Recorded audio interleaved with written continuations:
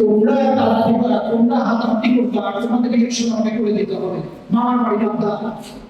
রাজশাহী বিশ্ববিদ্যালয় কেন্দ্রীয় ছাত্র সংসদ অর্থাৎ রাকসু, হল সংসদ ও সিনেট ছাত্র প্রতিনিধি নির্বাচনে প্রথম বর্ষের শিক্ষার্থীদের ভোটার তালিকায় অন্তর্ভুক্তি দাবিতে গত রোববার রাকসু কোষাধ্যক্ষের কার্যালয়ের সামনে অবস্থান নেন ছাত্রদলের নেতাকর্মীরা। এক পর্যায়ে শিক্ষার্থীদের অন্তর্ভুক্তি আন্দোলনে ছাত্রদল, সাবেক সমন্বয়ক ও ছাত্র শিবিরের মধ্যে কয়েক দফায় ধস্তাধস্তির ঘটনা ঘটে এবং কার্যালয়ের একটি চেয়ার ভাঙচুর ও টেবিল উল্টে দিয়ে ফটকে তালা ঝুলিয়ে দেন তারা।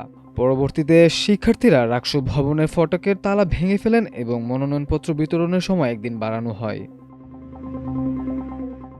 এই ঘটনা নিয়ে রাজশাহী বিশ্ববিদ্যালয়ের উপাচার্য অধ্যাপক সালেহ হাসান নকিব ক্ষোভ প্রকাশ করে বলেছেন, তোমরা তালা দিবা, তোমরা হাতাহাতি করবা, আর তোমাদের ইলেকশন আমাকে করে দিতে হবে, মামার বাড়ির আবদার। যদি রাকসু নির্বাচনে ছাত্রসুলভ আচরণ না প্রকাশ করা হয় তাহলে সেটা শিক্ষার্থীদের অযোগ্যতা বলেও মন্তব্য করেন রাবি উপাচার্য। বৃহস্পতিবার দুপুরে বিশ্ববিদ্যালয়ের সিনেট ভবনে এক সংবাদ সম্মেলনে সাংবাদিকদের প্রশ্নের জবাবে আসন্ন রাকসুর নির্বাচন নিয়ে এমন মন্তব্য করেন তিনি। উপাচার্য বলেন, বিশ্ববিদ্যালয়ের যে কোনো কিছু হলে সেটা রাকসু নির্বাচনের উপর প্রভাব পড়তে পারে। এজন্য সবাইকে দায়িত্বশীল আচরণ করতে হবে। যদি ছাত্রসুলভ আচরণ ও নিয়মকানুনের ভেতরে তোমরা থাকতে না পারো, তোমরা নিজেদের রাকসুর অযোগ্য বলে প্রমাণ করছো। তোমাদের যোগ্যতার পরিচয় তোমরা দেবে না, আমি সালেহ হাসান নকিব দেব। ছাত্রদের দায়িত্ব নিতে হবে। প্রক্টোরিয়াল বডি সবসময় কাজ করছে এবং সংযম দেখিয়েছে।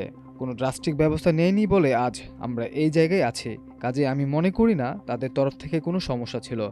যাদের সমস্যা ছিল আলাপটা তাদের নিয়ে করা উচিত। রাকসুর নির্বাচন কমিশনার সহ অন্যদের প্রশংসা করে তিনি আরও বলেন, আমি আমার নির্বাচন কমিশনের প্রশংসা করছি।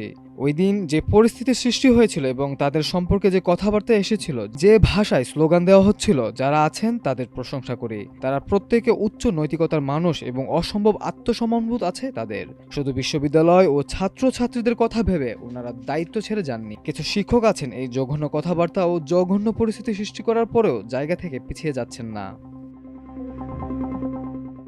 রাকসু নির্বাচনে সেনা মোতায়েন সংক্রান্ত প্রশ্নের জবাবে উপাচার্য বলেন, আমি নিজে খুশি হতাম যদি সম্পূর্ণ আমাদের সামর্থ্য ও আমাদের ভেতরে যে সৌন্দর্য আছে সেটা দিয়ে রাকসু নির্বাচন হয়ে যেত।